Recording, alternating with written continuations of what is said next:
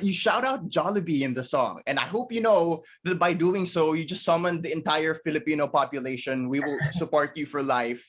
So, do you have like a go-to Jollibee order?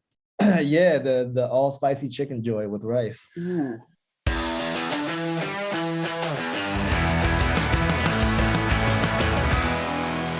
Let's get ready to rumble. What's going on, everyone? We are today's Best Music Magic 89.9. My name is Ryan, and I'm joined today by the very talented singer, rapper, songwriter, producer, Rich Brian. What's going on, man? Hello, how you doing? Thank you for having me. I am doing great. First, I want to say, first of all, thank you for making the time the day after Valentine's. I know that you didn't think you'd spend it with some random Filipino radio dude, but here we are, right?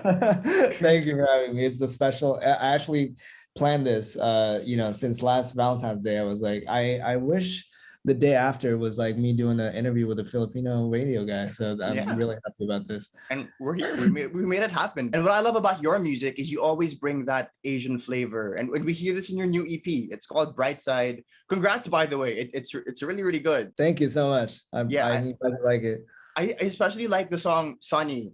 I honestly listened to it like 5 times in a row when I first heard it. Wow. Yeah, like there's no hook, right? But I think that's what makes it like penetrate the soul. It's like the stream of consciousness thing. You just say what you feel. Exactly. But the production is so good. Did you produce it yourself? That one I did not. That one was actually Bacon and the Donuts, the people that worked on the Sailor a lot. So it kind of has like that Sailor feel to it. But yeah. The song that I produced was New Tooth and Lagoon. Oh, okay.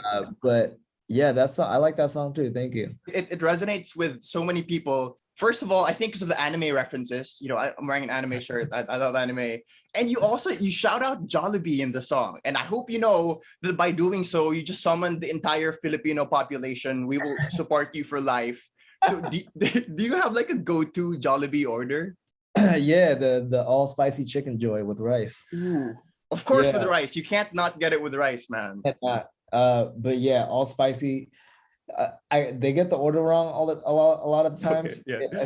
I don't know how it is over there, but in LA, the one that I go to, I get the all spicy one, and then it comes in like it has like a toothpick flag on it. Yeah, and it says spicy.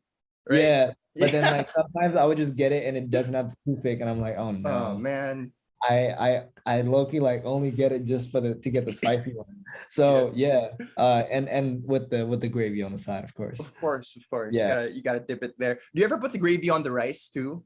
Yeah. That was actually what I did when I went to the Philippines, and then I ate at McDonald's, and then they had the gravy with the rice. That was the first time I had it, like gravy in the rice, and I was just like, I'm just gonna ignore the chicken real quick, and I'm just gonna have the rice and the gravy. Yes. Crazy. So yeah, absolutely. Yeah, that's exactly how we do it, and I love that. That's how you do it too. But let's keep it kind of Asian with the questions. I want to ask about Shang-Chi. Right? You worked on the soundtrack of the movie, and what was that like? What was that experience like? That was a really cool experience, man. It took me a while to process, honestly, that I was like working for the soundtrack. Because of COVID, it was just such a virtual kind of process. Like a lot of times it's just kind of like my manager just being like, yo, there's a scene that's like them on a bus fighting. Can you make something that fits that vibe? But like I don't see any of the scenes. Like they don't show me any scenes or anything. So I don't all I know is the general story about, of the movie. But I was kind of like blind on like what I'm making and how it's going to fit the scene. So I think that was also why like it took me a while to realize that I'm like literally doing the soundtrack to a Marvel movie. But it was a really, really cool experience. And shout out to Destin, the director. After watching the movie, I realized that I tried casting for a part in the Shang-Chi movie. Mm-hmm. Do you still remember what part you tried auditioning for? All I remember was it was a scene where they were like having lunch with the grandma. I think it was like Aquafina's grandma. And then, okay. Yeah, it was that was the scene that I was doing. But it was slightly different though. But yeah, it just never happened. But the director was just like really happy that I sent stuff tape, and he was just like really, I don't know, he's really cool. He just kind of let us do our thing. But you know that this movie Shang-Chi was really Marvel's next culture movie after Black Panther, right? And Black Panther, the soundtrack was produced by Kendrick Lamar. So like coming from that, did you feel any pressure? Like, okay, it's Kendrick, and then I'm next. Yeah, absolutely. I mean, you know, Kendrick, dude. I mean, King's Dead is one of the greatest songs, I think, like in hip hop. I think that was just like such a moment. Like there's after King's Dead, you can't make a song that sounds like that. That's not gonna remind you King's Dead. Exactly. And so I don't know. Like I just wanted to make sure that we were, you know, quality wise, just kind of like just at least trying to get close to that. And hopefully, you know, hopefully we went pretty close, and it seems like people like it. So I think we do pretty good. Yeah, I think you guys did amazing, but it's not just about the soundtrack now, because guys, Rich Brian is an actor too. He just finished filming, right? You wrapped filming on Jamojaya, where you play this rapper managed by his dad, and then the dad gets fired, and you hire a US manager, right? That's the basic plot. Is there anything you can tell us about the movie? We don't really know a lot based on Googling. I'm speaking Indonesian for a good amount of the movie. Yeah, just because you know, a lot of it is happening between me and my dad. Right. And you know, it is a music movie, but it's more focused on my relationship with my dad. I think hopefully it'll make you cry when you watch it. But it's pretty deep. It's like, I don't know. I feel like a lot of people can relate to just the relationship with your parents and stuff like that.